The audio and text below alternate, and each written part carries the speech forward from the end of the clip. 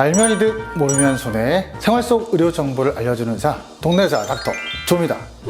어깨가 아파서 병원에 가면 흔히 진단을 받게 되는 어깨 통증에 관한 진단들인데요, 많은 혼란을 진료 현장에서 일으키고 있습니다. 팔이 안 들려서 갔는데 어떤 의사가 어깨인데 염증이에요, 회전근개 증후군이에요, 또는 파열됐어요, 뭐 이렇게 얘기를 해요. 어떤 한 환자가 여러 병원을 갔는데 서로 다른 이야기를 한다거나, 같은 병원에서도 시기에 따라서 또 다른 얘기를 한다거나, 이제 환자는 지금 오리무중에 빠지죠.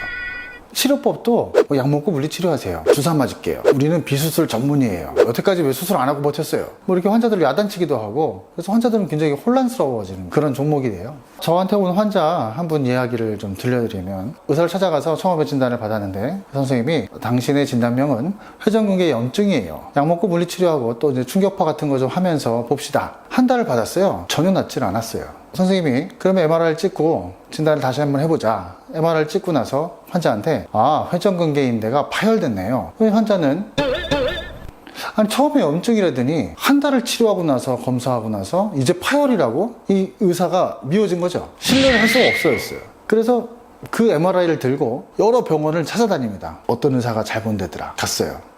수술할 수도 있고 냅둬도 될 것 같은데, 또 어딜 갔어요. 그랬더니 이거 수술해야지. 이 환자는 이제 그래서 덜컥 수술을 하셨어요. 그리고 이제 저한테 와서 치료를 받는 중이신데, 이 환자는 이제 그 첫 번째 의사는 불신하고 있잖아요. 왜냐하면 진단명이 바뀌었으니까. 그런데 이 환자가 지금 처음에 받았던 진단명 염증과 이 나중에 수술까지 하고 나서 받았던 진단명 파열은, 우리가 진단서에 쓸 때 진단 코드라는 게 있거든요. 그게 같아요. 염증도 M75.1, 증후군도 M75.1, 파열도 M75.1이고, 그래서 간단하게 그림으로 잠깐 설명을 드릴게요. 엑스레이에다가 그림을 그리면서 좀 설명을 드릴 텐데, 이게 이제 팔뼈가 되겠고요. 여기 인대가 제일 많이 헐어나가는 인대가 여기에 이렇게 오는 극상근 힘줄이에요. 그럼 우리가 이제 각종 검사, 예를 들면 초음파나 뭐 MRI 같은 것들을 동원해서 이걸 이렇게 검사를 한단 말이죠. 그러면 이 힘줄이 뚜렷하게 파열이 관찰되는 경우도 있지만 미세한 손상이 이렇게 쭉쭉쭉쭉 있는 상태일 수가 있어요. 그러면 검사에는 잘 나오지 않아요. 그러면 이 미세한 손상이 오게 되면 여기 염증이 발생하겠죠. 그래서 검사에 파열이 검출되지 않는 증상이 있고 염증이 나타난 상태, 이 정도가 이제 염증이 되겠고요. 그 다음에 뭐 위에 있는 힘줄이 이렇게 깎여 나간다거나, 바닥에 있는 힘줄에서부터 이렇게 터져 나간다거나, 아니면 이것이 맞나가고 이렇게 연결돼 버린다거나, 뭐 이런 것들이 이제 파열이 되겠어요. 그래서 위아래가 다 연결되는 거를 갖다가 전층 파열이라고 하는데, 이 전층 파열이라고 하면 사람들은 또 이게 만약에 어떤 힘줄이 이렇게 쭉 있을 때 이게 그냥 다 끊어져 버린 걸로 생각하는 수가 있어요. 근데 입체적으로 보면 그게 아니라 구멍 난 거예요. 예를 들면 우리가 옷에 빵꾸 나듯이 된 거죠. 그걸 갖다가 옷이 다 찢어졌다고 표현하지는 않잖아요. 그러니까 어떤 전층 파열도 이게 초음파나 MRI에서 어떤 컷에서는 전층 파열이지만, 이걸 좀 옮기게 되면 그 파열이 다시 메꿔져, 이게 다 찢어진 게 아니라 구멍이 난 거라고 생각하시면 좀 쉽습니다.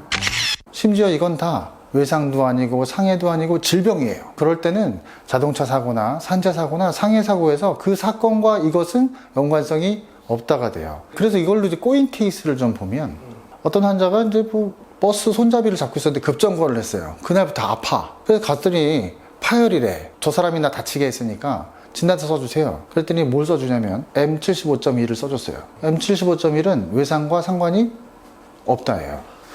환자는 황당해지는 거죠. 나 지금 다쳤다고요. 아니, 당신 질병이에요. 왜요? 의사는 아니에요, 당신 질병이에요.